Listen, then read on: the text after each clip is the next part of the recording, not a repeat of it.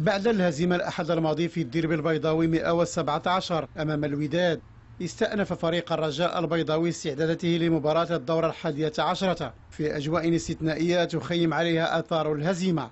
مدرب الفريق جوزي روماو يدرك جيدا حساسية الموقف والآليات التي سيواجه بها كل التحديات للتحضير بالشكل الذي سيعبد الطريق من جديد. Et on va commencer notre semaine après le derby.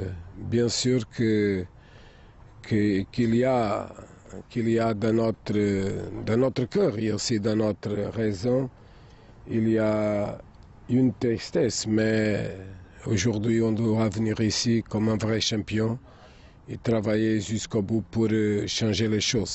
Il n'y a pas aussi beaucoup de choses à dire. Et maintenant, c'est le temps de travailler plus, c'est le temps de la concentration, c'est le temps de donner aux joueurs la stabilité mentale. عناصر الفريق الأخضر تعي جيدا أن الهزيمة في الديربي حدث من الماضي، وأن المعنويات يجب أن ترفع من أجل استعداد المباراة المقبلة في ظروف ملائمة. كما أن الجميع في أوساط الرجاء البيضاوي أثنى على الدور الذي يقوم به جمهور الفريق في تقديم كل الدعم والمساندة. ان شاء الله غنحاولوا نساو المقابله ديال الديربي. احنا صراحه حاليا كندوزو من واحد الظروف اللي خايبه وطولت بزاف صراحه من النتائج السلبيه. كنتمنى ان شاء الله باش نجاوزوا ان شاء الله هذه المرحله هذه. انا صراحه النفسيه ديال اللاعبين صراحه مدمره، خصوصا من هذه المقابلات اللي دازوا. الصراحه كنبغي نعتذر للجمهور فريق الرجاء البيضاوي اللي كل مره كنخسروا ولا كل مره كنتعادلوا كيزيد يحضر بكثره باش يساند الفريق ديالو. فهنا حقا ما فزناش مباراه الديربي، وفريق الرجاء البيضاوي كيبقى فريق كبير وجماهير ديالو اللي جماهير كبيره، وان شاء الله حنا كنوعدوا الجماهير باش ان شاء الله نوليو كما كنا، ان شاء الله نزيدوا المقدمه في الماتشات الجايه ان شاء الله. فريق الرجاء البيضاوي يستضيف في الدورة 11 فريق الفتح الرباطي، فريق بمؤهلات عالية، ومواجهته تتطلب من الرجاء البيضاوي جرعات إضافية من الإعداد والتحضير.